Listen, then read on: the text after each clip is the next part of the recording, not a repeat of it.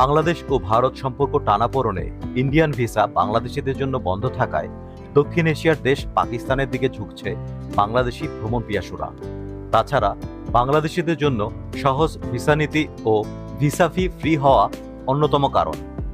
To the ফোকাসের আজকের পর্বে আমরা আপনাদের জানাবো পাকিস্তান ভ্রমণ নিয়ে কিছু গুরুত্বপূর্ণ তথ্য। আশা করছি পুরো ভিডিও জুড়ে আপনারা আমাদের সাথেই থাকবেন। প্রথমে আসি ভিসা কিভাবে করবেন। আমাদের দেশে বিভিন্ন ভিসা প্রসেসিং এজেন্সি রয়েছে। তাছাড়াও অনলাইনে বিভিন্ন দোকানে পাকিস্তানের ভিসা আবেদন করতে পারবেন। প্রয়োজনীয় কাগজপত্র সঠিক ও নির্ভুল হলে আপনি খুব সহজেই পাকিস্তানের ভিসা পেতে পারেন। ভারতের মতো অসংখ্য দর্শনীয় স্থান রয়েছে পাকিস্তানে। পাকিস্তানে ভিসা পেলে খুব অনায়াসেই ঘুরে আসতে পারবেন পাকিস্তানের শতাধিক দর্শনীয় স্থান থেকে। এবার জানিয়ে দিব পাকিস্তানে বিমানের টিকিটের মূল্য। পাকিস্তানের উত্তরাঞ্চলে যদি ঘুরতে যেতে চান তাহলে আপনাকে লাহোর এয়ারপোর্ট বেছে নিতে হবে, কারণ ইসলামাবাদ বা করাচির তুলনায় লাহোরের বিমান টিকিটের দাম অনেকটা কম। বিমানে লাহোরে পৌঁছানোর পর বাসে 4 থেকে 5 ঘন্টা জার্নি করে অনায়াসে যেতে পারবেন ইসলামাবাদ, আর সেখান থেকেই আপনার মূল যাত্রা শুরু হবে।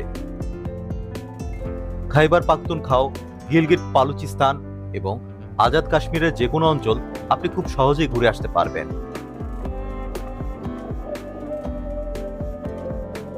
ইসলামাবাদ বিশ্বের অন্যতম সুন্দর রাজধানী, তাই আপনি চাইলে এখানে কয়েকদিন অবস্থানও করতে পারেন।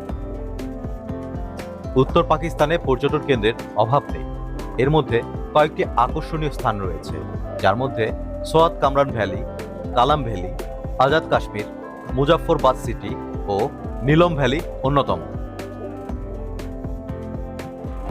এবার জানিয়ে দিব পাকিস্তানে কোন সময় ভ্রমণ করতে পারবেন।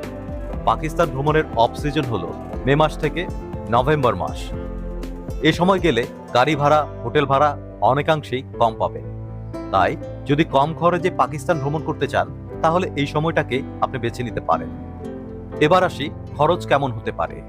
আপনার পাকিস্তান ভ্রমণের জন্য পাকিস্তানের অভ্যন্তরীণ খরচ অনেকটাই বাংলাদেশের মতো, তাই আপনি যতদিন থাকুন না কেন খরচ তেমন একটা বাড়বে না।